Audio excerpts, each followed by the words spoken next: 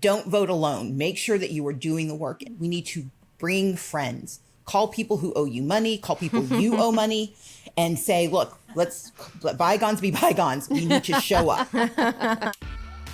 Today, we have a very special pre-election guest, politician, New York Times bestseller, and host of Crooked's Assembly Required, Stacey Abrams. Stacey, welcome back to Hysteria. Thank you for having me again. It's been too long, but I'm glad you're here. Biden won Georgia by a razor's margin in 2020, and things are looking pretty close this time around too. What does voter sentiment look like to you in Georgia right now? It is incredibly tight. It is incredibly tense. We have a matter of days to save democracy, and people are very aware of it. I will say one important data point is that there was yet another story today of a woman who nearly lost her life because of the abortion ban in Georgia. That's beyond the tragic deaths of Amber Thurman and Candy Miller. And the reason that matters, I think, is that it is focusing the mind on the consequences of these elections. And while we tried to raise that in 2022, it was before these stories were coming out. It was before people realized what it could actually mean. And so I do think we are in a moment where particularly women, but I would say more broadly, Georgians are understanding that there's a direct connection between who holds these offices and whose lives actually count in this country.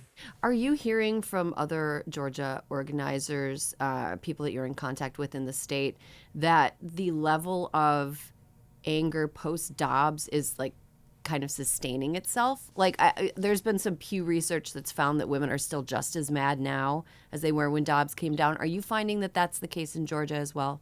We are. And the reason I referenced 22, so when I ran for governor in 2022, that was a centerpiece of our campaign. And it was not completely effective, especially with white women. One of the reasons was that it was so new and people didn't quite believe that it would have the effects. And that's why these reports, in fact, on our podcast, Assembly Required, we had Kavita Sarana, who broke the story for ProPublica about the deaths of Amber Thurman and Candy Miller. Today, there was a USA Today story about a woman who, was having a miscarriage and was denied medical care because the doctors didn't understand what the law would allow. These real stories are focusing the mind and I think ratcheting up the intensity and the clarity about what this means. This is no longer speculation. It is no longer hypothetical. It is real. It is tragic, and it is imminent for even more women. Yeah, it seems like subtextually a lot of white women especially thought that their privilege would protect them, and we're kind of seeing that nobody is protected from the outcome of these laws. Okay, as of Monday night, the Georgia Secretary of State had reported about 3 million people had voted early, shattering another early voting record. What does this say to you?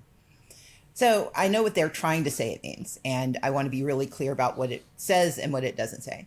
So in 2020, we had 2 modes of voting that were very effective. You could vote by mail, which millions of Georgians did, and you could vote early in person, which millions of Georgians didn't because there was COVID. Mm-hmm. However, so many people who traditionally did not use vote by mail, namely people of color, young people, disabled communities, people who got engaged in the body politic for the first time, use vote by mail as a medium. And therefore, Brian Kemp, the governor, and Brad Raffensperger, the Secretary of State, advocated to shut down that lane and that modality of voting. So we are seeing identical levels of engagement that, in this case, are overcoming obstacles and barriers to voter participation. They tried to stop these voters from showing up by making it harder to vote by mail.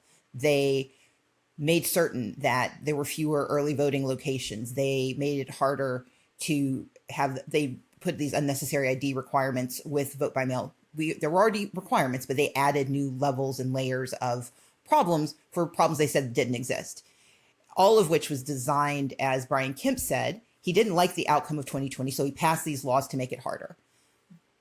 They thought it would work.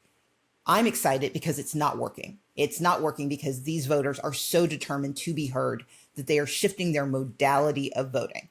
But this is not proof that voter suppression doesn't exist. It's proof that voter suppression isn't working as well as they would like for it to work. But that doesn't mean it's not working against some voters. And anytime a single voter or a single community has to work harder to simply exercise the basic perquisites of democracy, that is wrong. And that is why, while we can celebrate the volume, we should not celebrate the victimization of those voters. Stacey, as Erin said, we're less than a week away. What are you reading? What are you keeping your eye on? Erin and I are not poll people, but are you reading any polls? Are they telling you anything instructive? No, polls are at this point, I mean, it's always a snapshot. And the question is, are you squinting and leaning your head left or right? That's the issue. Because as long as the polls remain within the margin of error, it's just a question of who answered yesterday and what did they have for breakfast. So we're not learning anything new. I'm watching returns. I'm watching who's actually showing up. Where are they showing up? What's the composition of the electorate? Who showed up before? Who hasn't shown up yet? So, for example, we know Republicans are showing up in higher numbers in early voting. That's either a sign of enthusiasm or, again, a sign of shifting modalities. Because while Republicans worked hard to suppress the votes here in Georgia by limiting who could have access, they've also been running around saying, but please God, vote early because you guys waited until Election Day. And so we now believe in early voting in a way we didn't before. So they have a lot of Election Day voters who are now becoming in-person early voters. That doesn't mean that there's more enthusiasm. We don't know what it means yet. We just know that they're shifting modalities of voting. So we don't have this groundswell of non-voters. I mean, we have a lot of non-voters who are voting this time, but they were non-voters. So trying to figure out what they are telling us is nearly impossible because Georgia doesn't register by party. And Stacey, also, like beyond the presidential race, which we all know is critically important, what other races and ballot initiatives are you paying closest attention to? So in Georgia, we do not have ballot initiatives. That's way too much democracy for us. So what we have instead are state-led races that I'm working hard. In fact, I'm going to be traveling the state in the next few days, trying to stump for a lot of state-led races. Georgia's not in a position where if we win these races, we flip either chamber, but each time we can claw back more, we get closer to a majority. And I think too often we not only play horse race, we play, lotto. Like you got to win everything or you win nothing. That's not how politics work. It's not how policy works. We've got to be able to add more people who can stop stupid, at least slow it down, and who can start demanding better. And so I'm looking at state-led races. I'm looking at county commission races. I'm looking at DA races. And all of those matter. And just coming back to the beginning of this, the district attorneys who have to interpret these laws, especially these abortion bans, that matters. So in your state, you may not think that it matters too much, even if you're not in a swing state, but the judge who has to determine if a woman who lives with an abortion ban broke the law or not, the attorney general who's deciding the interpretation of that law, that matters. And so we need to be paying attention to every single person who has any intersection with the laws as they are passed, because that's going to determine the quality of the lives we live after Election Day. Stacey, on a recent episode of Assembly Required and on other episodes of Assembly Required, you have discussed the maternal health crisis in America, consequences of abortion bans. So whether Harris wins or loses, we know to codify Roe, we'd need 60 votes in the Senate, which without abolishing the filibuster seems pretty unlikely. What do you think the next steps are for organizing to solve these issues? By showing up in every single state. So this goes out to every person who does not live in a swing state. Where we show up and where we say abortion is an issue we are willing to vote on, it's an issue we're willing to fight on, it's an issue where we're willing to fire you for making the wrong decision. That has a remarkable way of clearing the mind.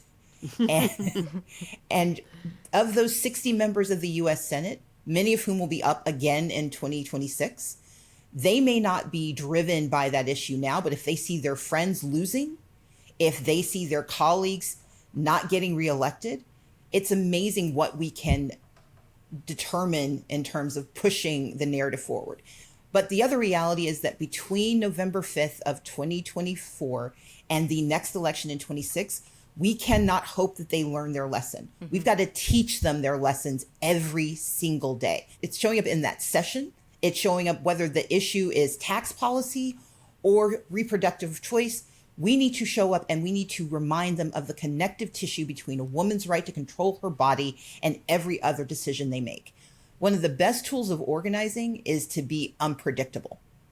If we only show up when they know we're coming, they can hide. But my point is, we can't let them box us into a certain segment of conversation and thereby evade responsibility. We need to be everywhere, telling our stories, demanding our rights, and forcing the Congress of the United States to do its job. So, Stacey, Kamala Harris has been our nominee for just about 90 days, which is insane when you think about it. She came out on fire. One of the things that I always think about is that on the Obama campaign, from which I was day one, it took us a solid 9-10 months to really find our footing and get good at what we needed to be good at. So what is impressing you the most about Kamala's campaign right now? The consistency of it. I was in conversation with someone and they said, well, it was all fire and joy and, it's not. I'm like, you can't be brand new for very long. The question is, what do you do when the shine of news starts to wear off? What's left and what's been revealed is a solid, strong, dynamic candidate willing to do the work, willing to expand the tent, willing to try new things, knowing that she has had much less time than anyone in recent history to make her case, going up against someone who is held to no level of and absolutely no standard of accountability. That is to keep your cool and to not be more invective filled is, I think, a testament to the kind of president that she will be. Because if the disingenuity of her opponent doesn't rattle her, nothing will. Right.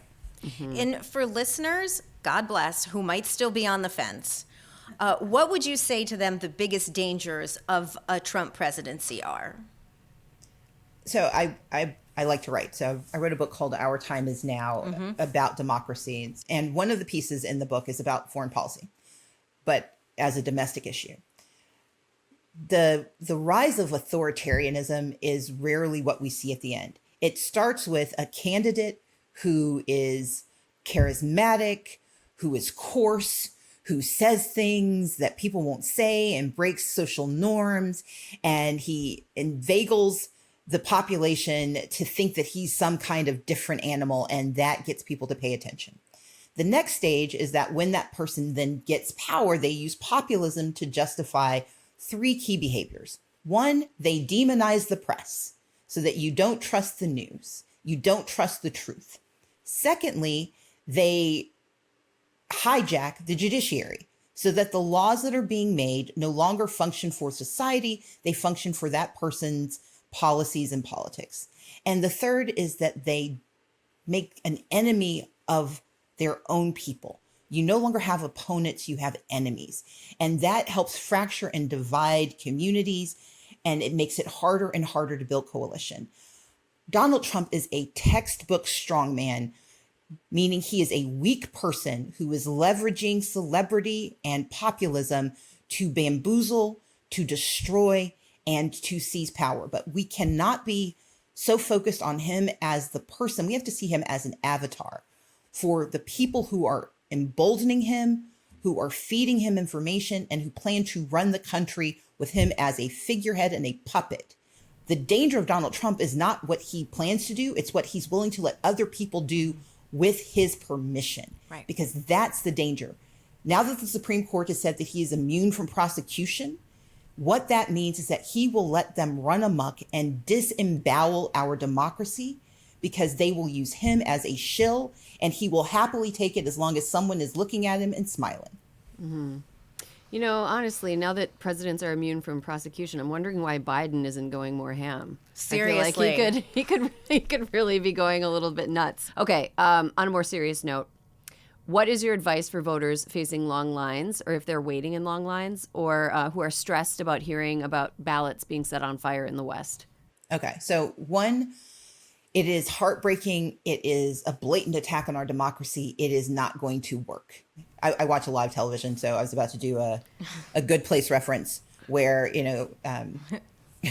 would just lob a Molotov cocktail and hope that it worked to, change the world. It doesn't. So in this case, what we have to understand is that they're tracking ballots. If you live in a place where this has happened, they know you got a ballot. Double check, see if your ballot was returned. If it wasn't received, reach out, ask for information. Democracy works and the systems largely work. So let's not let this actually work. It's an act of terrorism designed to scare us out of participation. Secondly, we need to verify where we need to vote and when we need to vote. States like Georgia have changed the rules. It used to be that if you showed up at the wrong precinct, you could vote a provisional ballot. I mean, you can't vote for people who you shouldn't be allowed to vote for, but you can vote for all the big stuff. They've changed that. So if you show up before 5 p.m., they won't let you vote a provisional ballot. You have to go and find your precinct. And if you're there between 5 and 7, you can. The reason this matters is that no matter where you live, if you're in one of those long lines and you get to the end of that long line and they're like, oops, you're at the wrong precinct, you may not have time to get to the next place. So know what your rights are. Here in Georgia, that means going to peachvotes.com or calling our voter protection hotline, which is 888-730-5816. That's the Georgia one. I encourage Hysteria to give folks the national one. But no matter where you are, if the lines are long, it's because people want to be heard. Please be one of those people who get heard. Number two, know that it matters. These are states where electoral college votes will be decided by a matter of thousands, not tens of thousands, not hundreds of thousands. Georgia, it was 11,779. Arizona, it was 10,000 or so. We need to show up and we need to stay in line. Number three, we need to bring friends. Call people who owe you money, call people you owe money, and say, look, let's let bygones be bygones. We need to show up. But don't vote alone. Make sure that you are doing the work and reach out. And so the 3 V's I use are verify that you have a plan to vote. Number 2, volunteer to get other people to the polls. And then 3, make sure that you vote the intentions of the future, not the grievances of the past. All right, one final question. This one's a little bit of a fun one, Stacey. If you had a waiting in line to vote playlist, what tracks would be on it? So I would start out with Born to Fight by Tracy Chapman. I would do Brave by Sarah Bareilles. I would let a guy in there stand up because Ludacris is always important on the playlist. I would do some Brandy Clark, Pray to Jesus, or my favorite, Crazy Women, which is a song that says crazy women are made by crazy men. And I would use the time on my phone as I'm playing to go to fairfight.com/LFGV so I can sign up post-election to help make sure all of this works. And then I'd flip back and I'd find some more fun music to play. Amazing. Thank you so much, Stacey. And we'll see you on the other side of this. Thank you, guys. Take care. All right. Now let's get to Sandy Petty. Alyssa, what do you got? Erin, I don't got a lot. I'm not feeling, aren't we all just kind of getting through it right now? I've got something I'm feeling petty about. I got something. Here's the one thing I'm feeling good about is that, as we know, because we're on a group text all the time, I have not been able to find anything that's soothing to watch because, Caroline's recommendations are always true crime, fictionalized or otherwise. And I have been listening to nothing but Terry Gross on NPR, and she had like a really sort of exquisite interview with Bridget Everett about the new season of Somebody Somewhere, which I love. It's the last season, and both the interview and the series are exceptional and really gave me a little warmth in my heart. So that made me feel good. You know what? I've been watching Slow Horses like everybody else. Yeah. Have you watched it yet? I have not watched yet, but everyone loves it. Josh devoured the first 2 seasons within a week. And then I was like, I'm going to see what all the fuss is about. I was in. Third season, I was like, good. I don't know who any of these characters are, and I don't know what they're trying to do, but I'm in. I'm 100% in. Now I'm going to go back and watch seasons 1 and 2. But it is, really enjoyable. Even though it is, a high-tension show, it takes place in the UK. That's okay. So it's kind of you feel, you're like, I'm in somebody else's bullshit right now. Not in my own country's bullshit. I'm fine in someone else's bullshit. And it's great. Great performances. A lot of Gary Oldman is very funny. It's a really good show. But here's the thing I'm feeling petty about. If you're listening to this, you're hearing it on Halloween or later, right? I just want to know when Halloween became all about scary carnivals and frightening clowns, because that to me is not the true meaning of Halloween. You know, Jack Skellington didn't die for our sins for me to go to a scary carnival every time I go to a spirit Halloween. Why? I get it. I understand that Art the Clown, the character from the Terrifier series, which I will never watch because it's too crazy. I get that he's very scary and people are very into Art the Clown right now. I don't know why does it have to be all carnival shit? I mean, clowns to me, separate from Halloween, are very scary, and carnivals also are kind of scary. So for me, Halloween is a much more a Charles Schulz holiday.